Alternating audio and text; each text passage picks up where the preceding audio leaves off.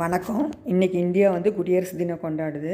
கிட்டத்தட்ட 3/4 நூற்றாண்டு 75 ஆண்டுகள் ஆயிடுச்சு இந்தியா குடியரசாகி.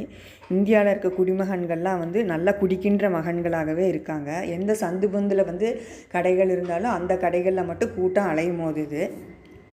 இப்போ குடிமகன்கள் மட்டும் இல்லாமல் நிறையா குடிமகள்கள் வேற உருவாகிட்டு இருக்காங்க. இதெல்லாம் உணவு கலாச்சார சீர்கேடுகள் தான் காரணம்.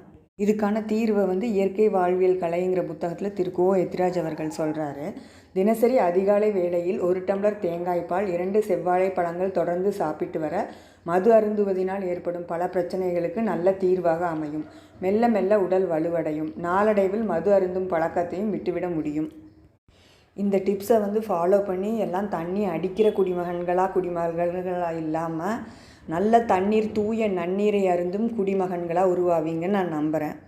இது குறித்து இன்னொரு காணொலியும் நான் கமெண்ட் செக்ஷனில் பின் பண்ணுறேன்.